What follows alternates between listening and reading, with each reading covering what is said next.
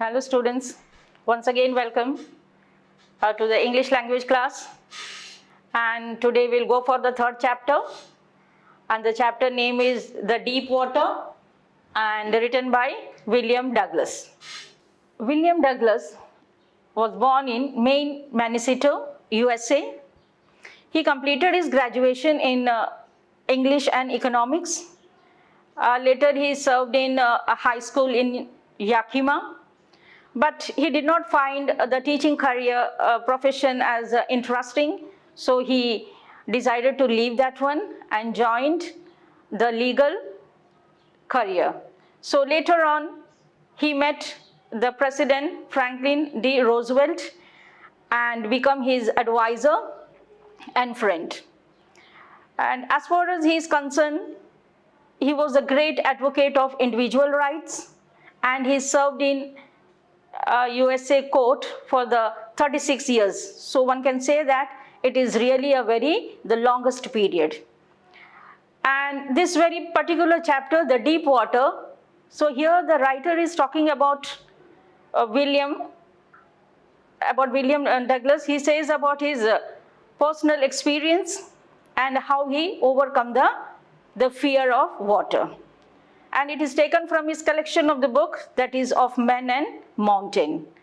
So students, we'll just move to the theme now. So in this lesson, William Douglas talks about his fear of water and thereafter how he finally overcomes it. And this lesson is an autobiographical account. So students, do you know what is autobiography? So autobiography means a person writing about his personal history. That is the autobiography. So this chapter is a autobiographical account. And this chapter I have divided into different, the page wise as per your NCERT textbook. So first we will go for the page number 22 to 27. And what I feel is that, this is one of the easiest way to understand note making also. Because in note making also, we just read the main content and after that, take down the notes and compile it. So I have followed that one. So to begin with, as it is an autobiographical account, so the writer narrates his experience. And now the writer, he joined the YMCA swimming pool to learn swimming. And he did not join the Yakima River because Yakima River is treacherous. Treacherous simply means it is dangerous. And as he joined this pool, because it was quite safe, this shows that he had a prior fear of water. As far as William Douglas' mother is concerned, when he joined or when he expressed a desire to learn swimming, she just warned her son not to go to the Yakima River. And moreover, she just discussed about the incidents of drowning. So she considered that this YMCA swimming pool is the safest one. So where his son can learn swimming in a better way. And as far as the swimming pool is concerned, the shallow area of the swimming pool is near about 2 to 3 feet deep, and the deeper area, that is about the 9 feet deep. So and moreover, that is the go from the shallow to the deep area, it was not that much slopey. So he just made up his mind to go to the YMCA swimming pool. And for this purpose, he even just had a pair of water wings. So water wings, student, it simply means that it is a inflatable waterproof bag. You might have seen that, the swimmers, they just get it stuck to their arms. It is simply to balance the body in water, or it will help you from drowning. So he just got a pair of the water wings just to prevent from drowning.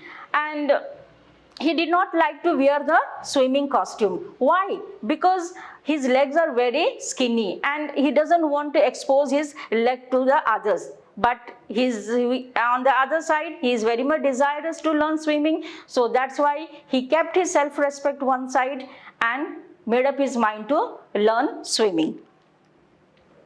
So now, the writer is talking about, as it is the autobiographical account, he says that from his early childhood, he had got a great aversion to water. Aversion, it means dislike. So why he disliked the water? So now, when he went to the YMCA swimming pool, all those means the experience, he started to recount his an older experience. So the older experience goes like this. So when Douglas was some 2 or 3 years old, at that time, one day he went to the California sea beach along with his father. And as they stood by the side of the sea, a huge wave leaped over them. And as far as this William Douglas is concerned, he was a small child. He just ran towards his father, means he just wanted to catch his father. But the wave was so strong that it knocked him down, and he was totally covered by water. He was not able to breathe. He felt the fear. And he just searched for his father. But at that time, he noticed that his father, he stood at quite a comfortable long distance, and he was laughing at. But he was trying to comfort his son. On the other side, we see that this child, at his early age itself, he had a very bad experience of water. So that's why now when he joined the YMCA swimming pool, now his age is near about 10 or 11, but the fear, that comes to his mind.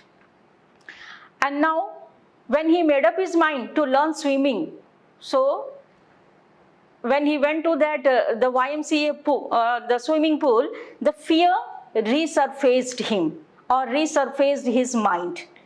And what he did at that time, he just gathered confidence. How he gathered confidence? Because in the swimming pool already the boys, they were the swimming. And as far as Douglas is concerned, he just watched all those, the boys and all. And very slowly and steadily, he just went to the swimming pool and just copied, or he moved his arms and legs in the same manner as the other boys were doing. And this routine was being observed for some 2 or 3 weeks. So by practicing along with the other boys for the 2 or 3 weeks, he started to gather confidence. But when he started gather confidence, at that time the misadventure that took place. So what was the misadventure? The misadventure is that, so one day, as usual, as he used to go to the swimming pool to learn swimming, in the sense that he used to ape the other students. So one day he went bit earlier.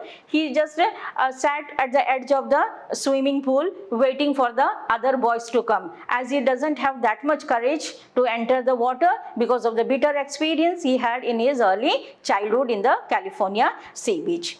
So, and at that time he just glanced at the swimming pool, and the entire area was very calm and quiet, and the water was very clean, it was very still, and because of which, the bottom of the swimming pool was very clearly visible. So according to him, he just thought that this swimming pool, it's looking like a bathtub.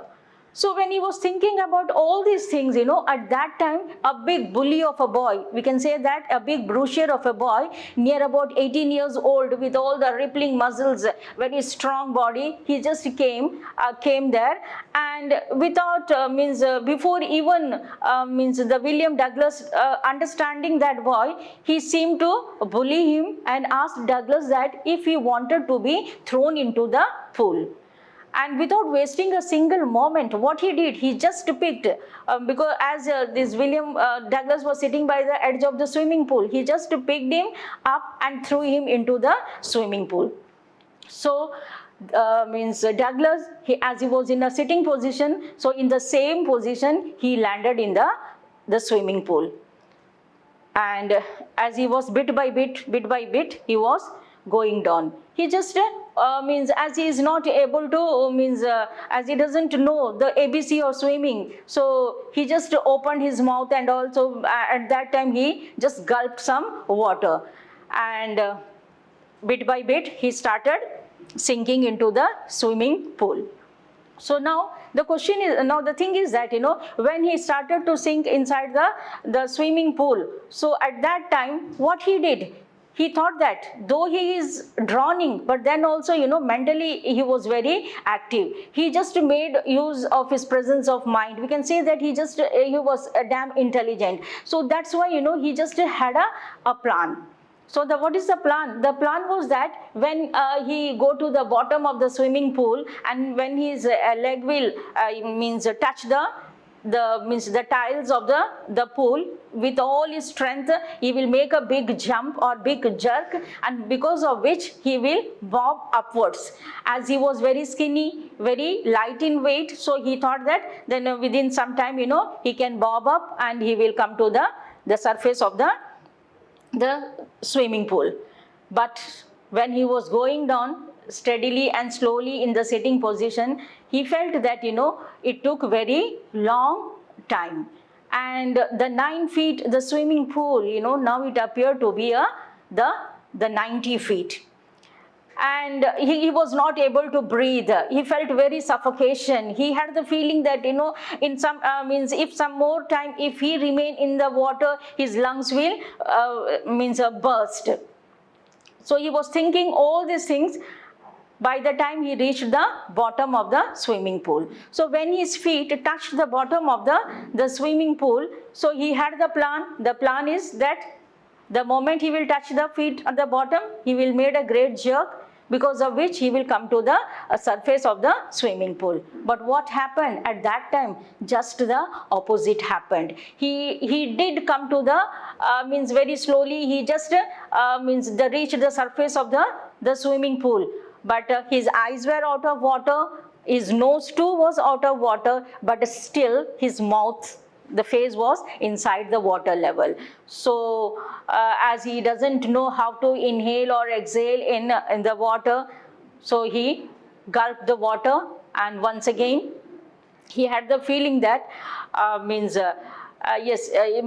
he was so much scared. He tried to grab something that is like a rope or some other thing, by which with its help he can come to the surface of the swimming pool. But that did not happen, though his eyes and nose were above the water level. But he did not come to the upstairs. He tried to drag his body outside, but he felt as if that his limbs and all, it is not functioning. He felt like being paralyzed, and in the meantime he was not able to breathe also properly, and he just tried to scream for help. But what happened? Inside the water, the sound doesn't come out. So now William Douglas, when he reached the surface of the swimming pool, for a second, when he reached the surface of the swimming pool, he just waved his hand with the hope that if somebody is present there by the side of the swimming pool, they would come forward and give him a helping hand. But that did not happen. His eyes and nose was out of water, still the mouth was inside the water level. So he swallowed the water and it choked himself. And once again he tried to, with all his grip, he just tried to pull his leg outside. Again he had the same old the sensation that he felt almost lifeless. And this time also, with the hope, he screamed, but his voice did not support him. His voice failed once again, and for the second time, very slowly and steadily, William Douglas started going down. So now the thing is that for the second time, when he was going down very slowly and steadily, at that time also, as he was not out of mind, he was intelligent. Though he felt somewhat the dizziness, somewhat uncomfortable, but the presence of mind was always with him. So that's why, he tried to grab something. So here the trying to grab something, and by grabbing that thing, he can rescue himself. So students, do you remember any other chapter which you might have studied in your 11th standard? If not, the chapter is "We Are Not Afraid to Die When We Are Together." So that is also an adventurous chapter, and where you have seen that the writer, his wife, and his 2 children, Jonathan, Sue and Mary, all when the ship wrecked and all, each and every one, they showed their utmost courageousness. And as far as the captain of the ship is concerned, when the ship wrecked, what happened? Do you recollect? Yes. So that means what? He just fell apart a distance of the sail. And as means in that water, at that time he searched for something or the other by which he can move on, or at least reach to the place where the ship, the wrecked place. So at that time in that chapter, he had got the wheel in his hand. So with the wheel, he just managed to go to the wrecked place where the ship was lying upside down. So here also the same thing, when a person, when he has lost all the hope, so in the water also, he tried to grab something. But on the other side, he know that whenever he opened his eyes, he only saw that the water everywhere. He is just totally surrounded by water. And moreover, the water is yellowish color, because of which, he felt very feared. And in the time, he just closed his eyes. And William Douglas, he compares this situation to a nightmare. So students, what is the difference between a dream and a nightmare? So dream is a series of emotions which we come through during the daytime, and when we sleep, that emotions in a series things, it just go on. And on the other side, nightmare is a frightful dream. So have you ever observed a nightmare? At least, some means you might have, not all, at least somebody might have observed, likewise, for example, you feel that you are in a hilltop, and all of a sudden from the hilltop you are falling down, and you just scream and shout for help, but nobody will be there. All of a sudden you just break up from the dream. And sometimes you might have also seen that some poisonous the wild creatures are just by the side of you. You just make the sound, you scream for help, but your voice fails you. The voice doesn't come out, and we just get up from our sleep. So here also, the same thing. Here the writer is comparing that situation to a nightmare, nightmare fight or nightmare dream which he want to fight but unable to ward it off. So finally he felt very breathless. His lungs did not support him, because of which a sort of pain he was feeling, and the dizziness, and little by little somewhat unconscious he was observing.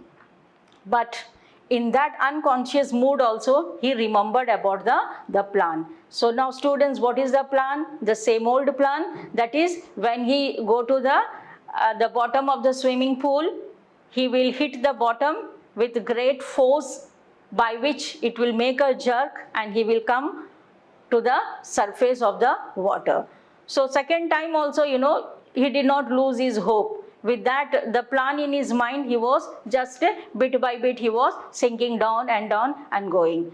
And once again, he was in the downward journey. So when he was sinking down, time and again in the water, as he doesn't know the ABC of swimming, as I told you in the beginning, so whenever he opened his eyes, he only saw the yellow color water. So it appeared to him as if that, this yellow color water is trying to terrorize Douglas. And he says that at that time, what he felt, he says that, he is not able to express, or he cannot express his feeling, because unless and until one have undergone such a situation, they cannot understand. Though in each and every the sentence, in your textbook, he says that he feels he is not able to breathe, his lungs great pain in the lungs, he feels dizziness, the body, he is not able to pull his legs up, he feels as if he is being paralyzed, a stark terror gripped him.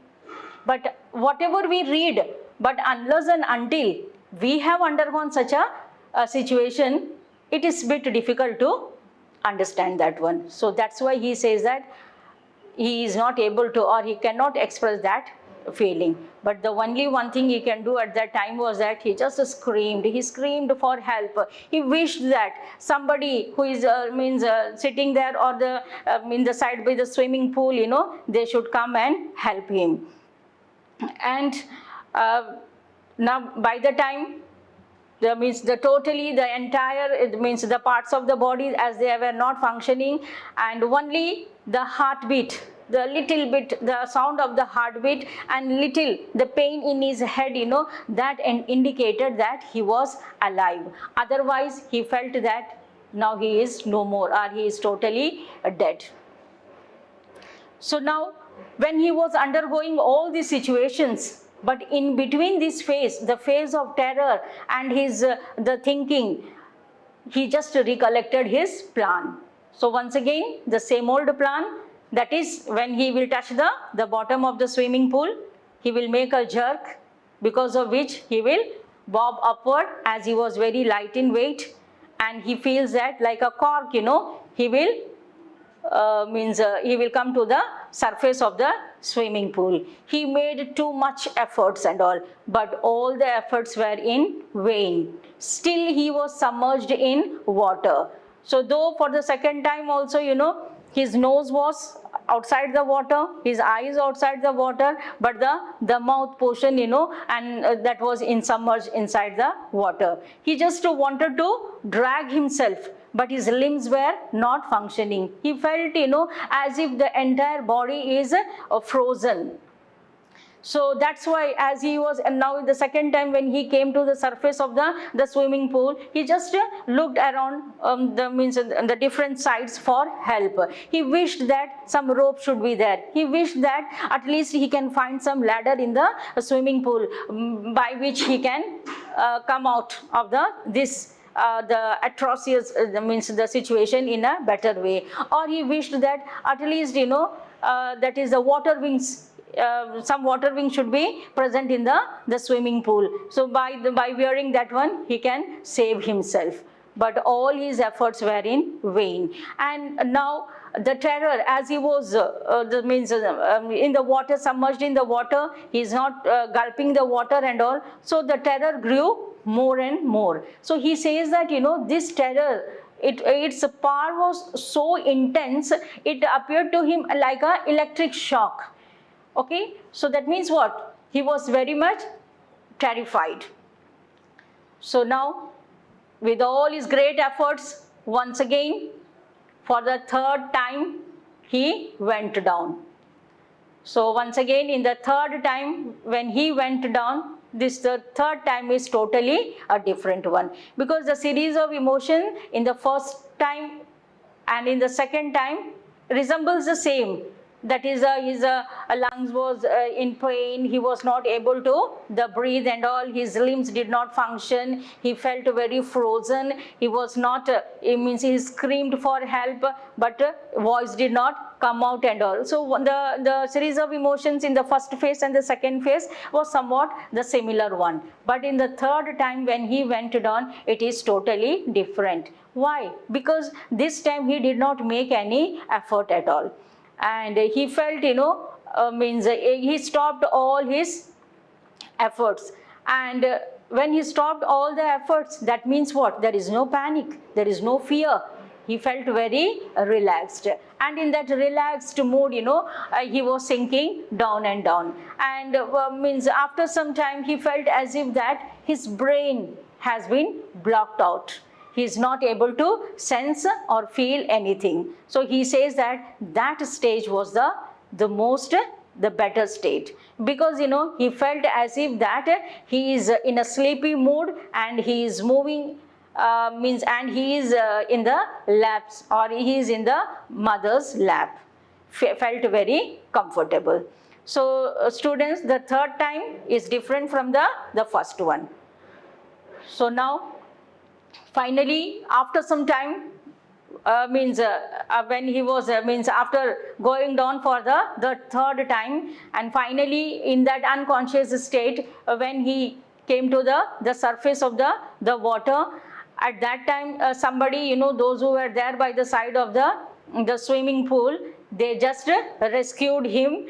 And when this William Douglas, when he regained his conscience, he found himself lying upside down by the side of the swimming pool. At that time he was vomiting very badly, but he heard some voice, because somebody from that group, they were scolding the boy, that why he had did so, or why he threw this Douglas in the water. And this boy is now almost seems to be like a dead person.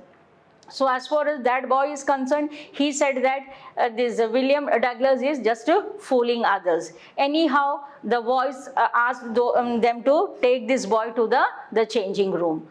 That is, take the boy to the changing room. So he took him to the changing room, and after some time, after a few hours, Douglas felt somewhat relieved, and he proceeded towards his house. So now what the writer says, that when he proceeded towards his house, so at that time on the way, he felt like trembling, because, he was physically and mentally now very, very weak because of the bitter experience. Once when his childhood, then at the age of 10 or 11, when he expressed his desire to learn swimming.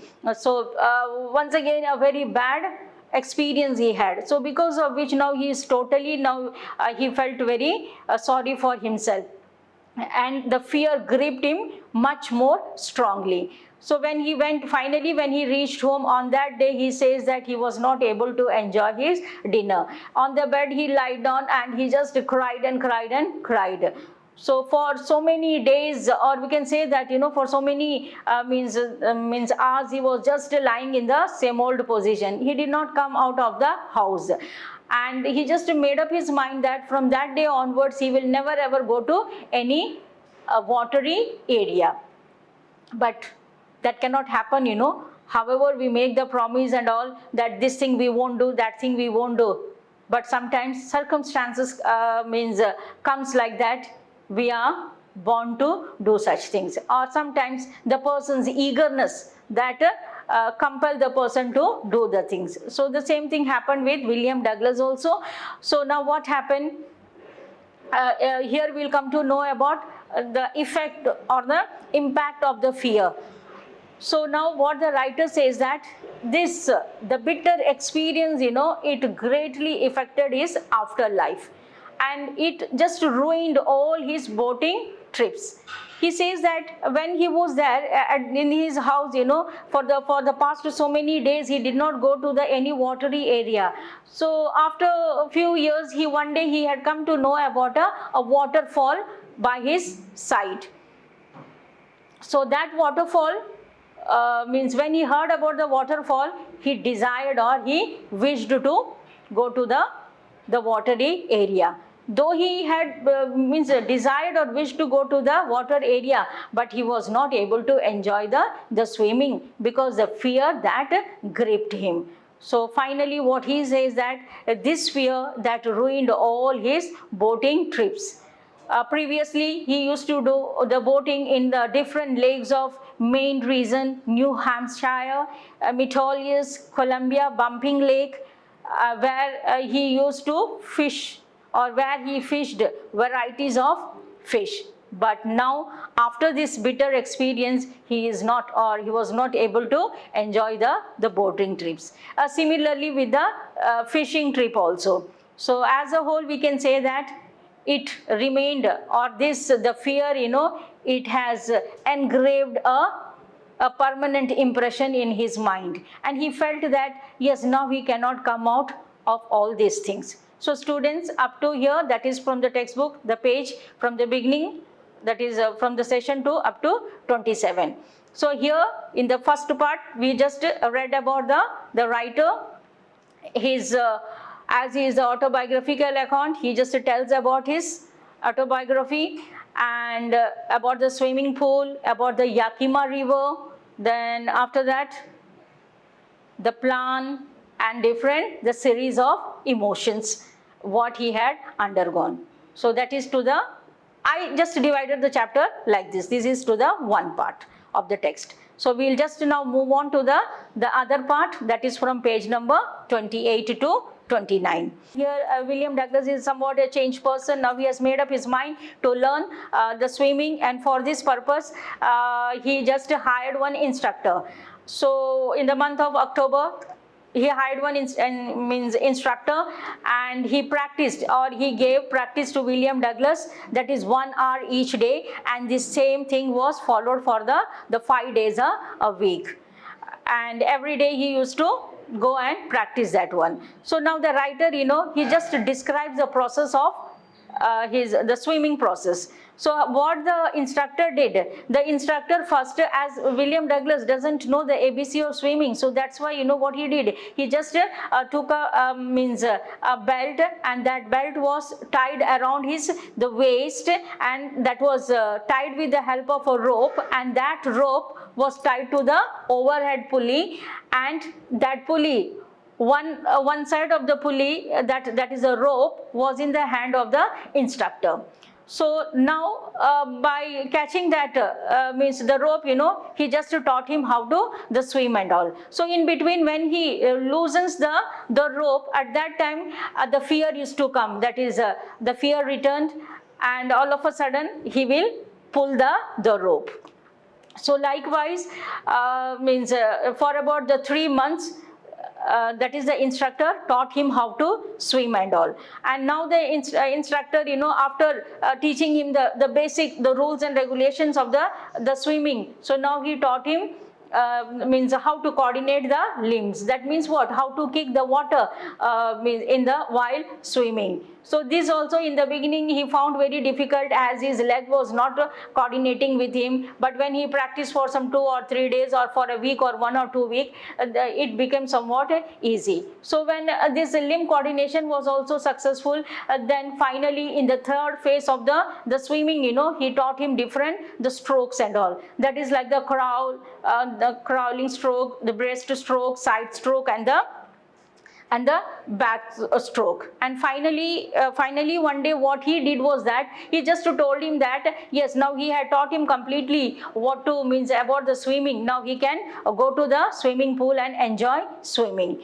But as far as William Douglas is concerned, he know that still he was not damn that much confident that whether he has totally overcome the fear of water or not. So that's why one day he went to the swimming pool, and when he was swimming in the middle of the water, the fear returned to him in miniature. But this time he did not lose his confidence, because he know that now he know the rules of the swimming. So that's why he managed it, and he managed that very particular situation. But he felt that this cannot be continued with him. In case if he wanted to be a best swimmer, he should shed off all the fear. So that's why what he did, he tried to testify himself. So in order to testify himself, Douglas, he went to the Lake Wentworth in New Hampshire and dived from the Triggs Island, swam up to the Stampact Island, swam in different styles, that is the different strokes, crawl, breast, side stroke and all. So when he was practicing all those things, and when he was right, the terror returned to him only in miniature. That too when he was in the middle of the swimming pool. But what Douglas says at this time that he did not fear, or he did not get himself panicked. Instead, he laughed at the terror and said that yes, it could not harm him. But still, he was not satisfied. Still doubts were there with him. So that's why he hurried and went to the Titan and reached Carnard Creeks, walked up to the Carnard Creek and trailed to the Midi Glacier. There he camped there for 1 day, and the next morning he dived into the river, and just to swam from the one side of the river to the other. And this time fear did not come back at all. So now he felt very happy. So in that happy mood, he just shouted very loudly, and when he shouted loudly, his voice echoed, and on the one side the Gilbert, the peak was there. So when he shouted, his sound that echoed in the Gilbert peak. So finally what he says is that this experience, this experience had got a great importance in his life, because what he says that there is peaceful death, means there is peace in death, but what we have to fear, the fear is there in the death of fear. Death is peaceful, but when we know that after 1 hour or after 2 hours we are going to die, that is the most fearful one. So that's why now he remembers about the Roosevelt's saying that, yes, all we have to fear is the fear itself. So once when you discard all your fear, you are a fearless person. Now you can do anything. So now he says that now as he has discarded all the fear, he says that he can now means walk by the side of the river or any watery area. Now he can climb the mountain or he can climb any peak. So students, that's all in this chapter. Here finally the instructor has perfected him. He is now a great swimmer. So students, I think so you might have understood the chapter, and as I have taken it section wise, page wise, I hope you also go through the chapter in the same old manner. The points were screened, and if you wish, you might have noted down all those points.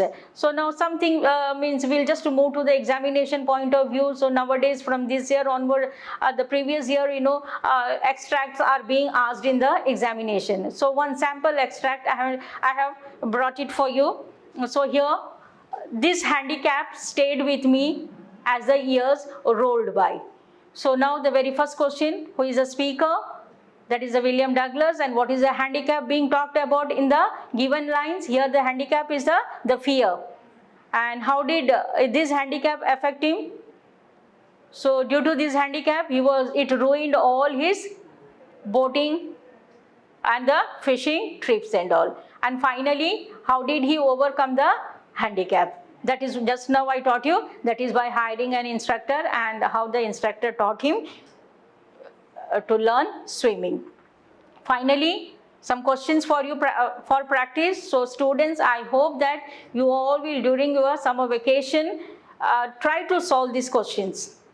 So the question number 1, how did the fear of water ruin Douglas' leisure activities? Number 2, what factors led Douglas to decide in favor of YMCA pool? Why did Douglas go to the Lake Wentworth in Hampshire? Number 4, how did the instructor build a swimmer out of Douglas? And finally the last one, what does the author mean by all we have to fear is fear itself? So that's all in today's class. Thank you students.